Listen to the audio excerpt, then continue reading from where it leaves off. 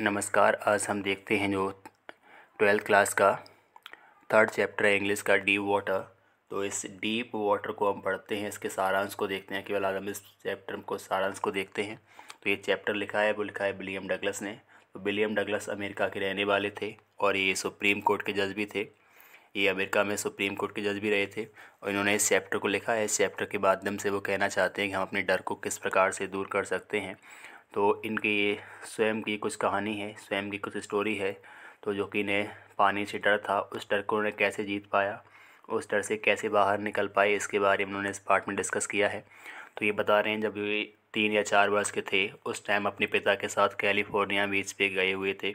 और जब वो समुद्र के किनारे पर खड़े हुए थे तो अचानक से समुद्र की कुछ तेज़ लहरें आईं। और तेज़ लहरें आने से जो 3 वर्ष के या 4 वर्ष के लगभग विलियम डगलस उस टाइम रहे होंगे, तो उनके ऊपर से जो लहरें वहाँ पे आती हैं लहरें, उन लहरों के प्रभाव से विलियम डगलस हैं वो गिर जाते हैं और पानी उनके ऊपर से बहते हुए निकल जाता है। तो तभी से इन्हें पानी का डर था वो इनके हृदय में बैठ गया। तो इनके पिता उस टाइम इनके पास में थे, साथ में थे। तो वो इस चीज़ को देख के हंसते हैं, लेकिन विलियम डगलस के हृदय में तभी से डर बैठ गया। अब होता ये है, विलियम डगलस कुछ बड़े हुए, जब ये लगभग 10 या 11 वर्ष के थे तो इन्होंने तैराकी सीखने का फ़ैसला किया। इनके यहाँ पे एक नदी बहती थी YMCA में। तो यकीमा नदी अपने आप में कहीं ना कहीं बहुत ख़तरनाक थी। तो इस यकीमा नदी में इन जाने का अगर फ़ैसला करते तो उससे पहले इनकी माता ने उनके नदी के बारे में चेतावनी दी और उसके पानी के बहाव, उसके पानी के फैलाव के बारे में बताया। तो इनके यहाँ पे YMCA में जो स्विमिंग पूल था, तालाब था, वो तैराकी के लिए काफ़ी बेस्ट ऑप्शन था। क्योंकि उस तालाब की बात करें, जो गहराई थी वो बीच में 9 फीट थी और साइड में 2-3 फीट गहरा था। तो स्विमिंग सीखने के उद्देश्य से ये वहाँ पे अपने वाटर विंग्स लेकर के, हेल्पिंग इंस्ट्रूमेंट्स लेकर के ये उस तालाब पे, स्विमिंग पूल पे YMCA जो था वहाँ जाने लगे।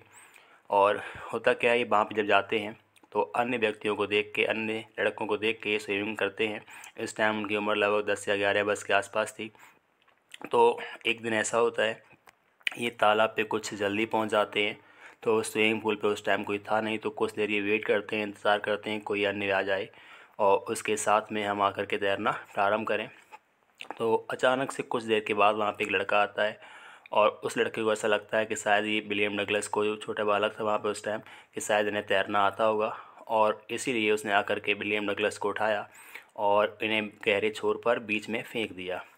तो जैसे ही विलियम डगलस उसने तालाब में फेंका तो विलियम डगलस जो तालाब में थे वो घबरा गए अचानक से। लेकिन उन्हें एक प्लान याद आया कि जैसे ही हम तालाब के बॉटम पे पहुँचेंगे तो एक जंप लगाएंगे और जंप लगाने के बाद एक कॉर्क पक्षी के समान उछल के ऊपर आ जाएंगे। तो जब जैसे ही इनके पैर बॉटम से टकराए, इन्होंने जंप लगाई, लेकिन जंप का कोई प्रभाव ज़्यादा पड़ा नहीं। ये उसके पानी से लेवल से थोड़े ऊपर तो आए, लेकिन इनकी आँखें और नाक ही ऊपर आ सकी, जो इनका मुँह था अभी पानी के अंदर था। तो ये इस तरह से उसमें संघर्ष किया। इनके हाथ पैर उसमें शून्य पड़ गए, हाथ पैरों ने काम करना बंद कर दिया। तो थर्ड टाइम ये फिर जब पानी के अंदर जब डूबने लगे तो उस टाइम किसी व्यक्ति ने इन्हें बेहोशी अवस्था में उस स्विमिंग पूल से बाहर निकाला। तो जब इन्हें होश आया तो ये कह रहे हैं कि हम तालाब के उस स्विमिंग पूल के साइड में लेटे हुए थे और उल्टियाँ कर रहे थे। तो जब ये वहाँ पे देखते हैं जिस लड़के ने इन्हें फेंका था, उस लड़के से सभी लोग पूछ रहे तुमने ऐसा क्यों किया। तो उसने कहा मैंने केवल जस्ट फॉर फन, केवल मजाक के लिए ऐसा किया है। तो वहाँ पे लोग इनका कुछ प्राथमिक उपचार करते हैं, कुछ लॉकर रूम में इन्हें कुछ फर्स्ट एड देते हैं। उसके बाद विलियम डगलस जब घर आते हैं अपने, तो डर इतना ज़्यादा हो जाता है इनके अंदर कि ये उस दिन से पानी से बहुत ज़्यादा डर इन्हें होता है। ये कई दिनों तक सही से खा पी भी नहीं पाए, सही से अपने आप को, लाइफ को एंजॉय भी नहीं कर पाए। तो इन्हें डर इतना ज़्यादा हो गया कि पानी से बहुत ज़्यादा ही घबराने लगे और उस तालाब पे दोबारा तो कहीं वापस ही गए नहीं। अब होता क्या, कुछ दिनों के बाद इन्होंने अपने मित्रों के साथ कई स्थानों पे गए, मछली पकड़ने के लिए गए। कई स्थानों पे जब गए तो इनका जो डर था वो फिर से वापस आ जाता था और ये कहीं ना कहीं इनका जो इन्जॉयमेंट था वो कहीं ना कहीं उससे दूर रह जाते थे।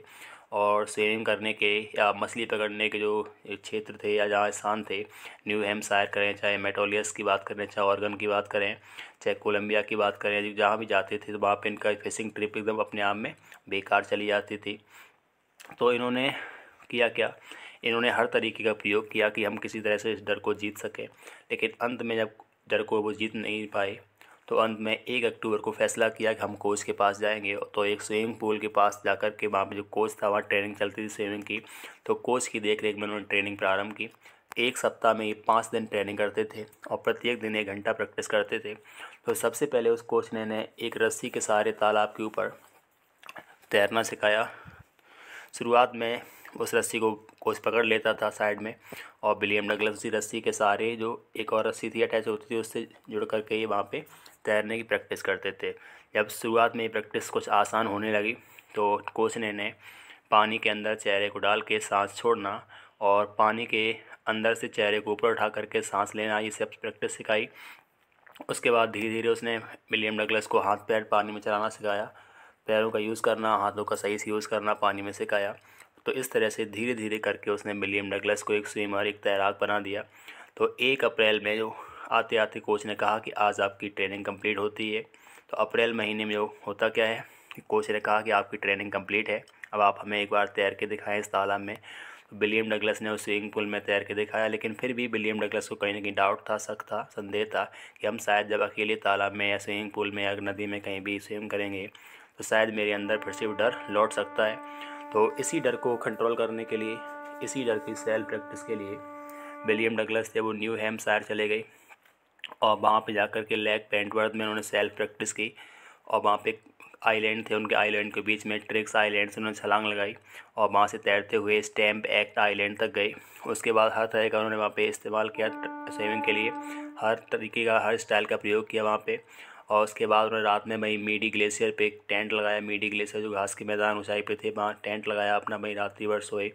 और सुबह उठ करके फिर उन्होंने उसी वार्म लेक में प्रैक्टिस अपनी आरम्भ कर दी। तो इस पूरी प्रैक्टिस के दौरान एक बार उन्हें अंदर की वापसी फिर होती है, जब वो अपने चेहरे को पानी में डालते हैं। वो तैर रहे थे, अचानक से उन्हें बॉटमलेस जो वाटर दिखाई पड़ता है, तो एक बार फिर से घबराते हैं, लेकिन फिर जस्ट कुछ ही मोमेंट में अपने डर को कंट्रोल करते हैं और वो तैरते हुए आसानी से वहाँ से निकल जाते हैं।